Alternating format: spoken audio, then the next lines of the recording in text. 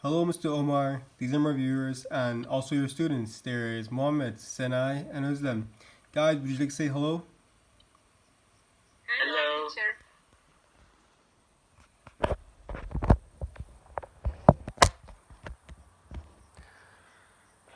Firstly, I would like to introduce myself. My name is Harun, my last name is Koç. The topic of my speech today will be about how to email a professor properly.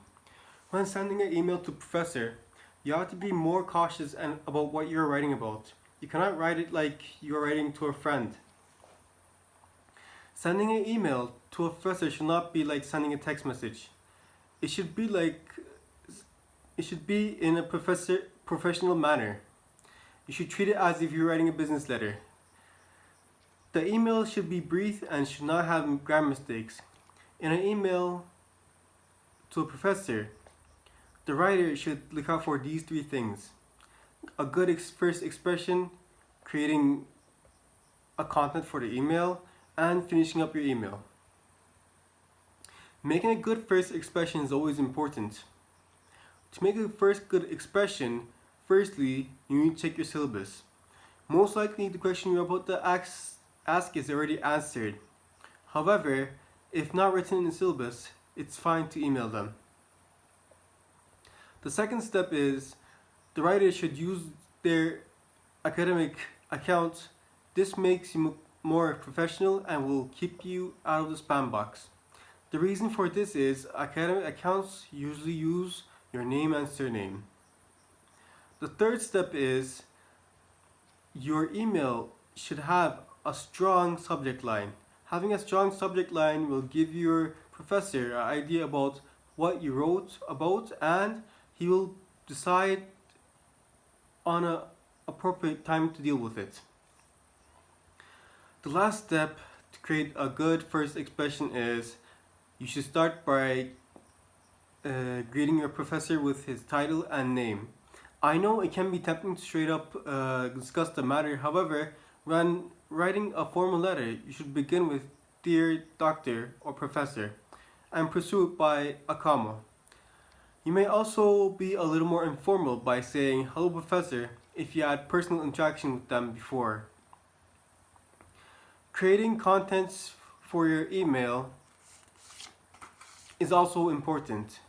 When creating contents for your email, you should remind the professor who you are because they probably attend to many classes, therefore have a lot of students to keep track of. You should write your name and which class you are attending and at what time. For example, IED 108 at 8 a.m. is an example of this situation. The email you are going to send should be brief and simple as possible. This is because it would be helpful to a professor because professors are very busy people. That's why you should stick to the point and keep it short.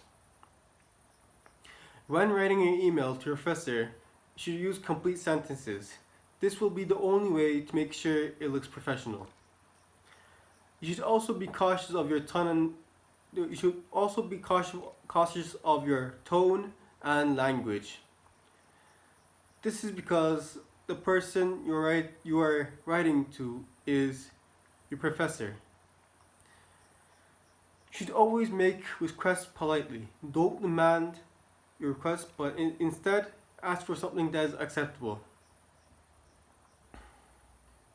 Lastly, when creating your content, punctuation is very important.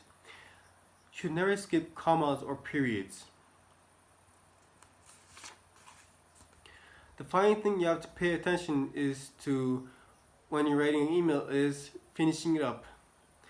Finishing up your email, the first thing you have to pay attention to is specifically stating what you want from your professor at the end of every message.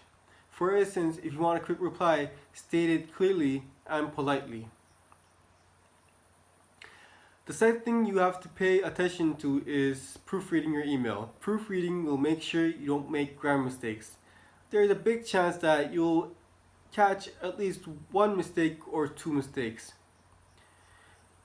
Putting yourself in your professor's shoes is the third step. This will make sure you aren't being demanding. Being demanding will annoy your professor, and we sure don't want that. Finally, at the end of your email, there should be a signature. A signature will be the most formal way to end your email. An example of a signature is you could write sincerely or best regards. You can also write your name and class at the end of the email to finish it. Overall, what we learn from this speech is learning how to write an email personally will be a stepping stone for you to enter the real world of his business. Most likely, a polite and formal email will be responsible for the most likely a polite and formal email will be responded with kindness in the most parts of your life. After all, humans, like professors, are humans too. They have to deal with hundreds of students. It's reasonable to think that they had already received the same question from 10 other students. When giving a formal email, it's not hard. You just have to be polite. It's that simple. Hope you enjoyed my speech. Until we meet again, goodbye.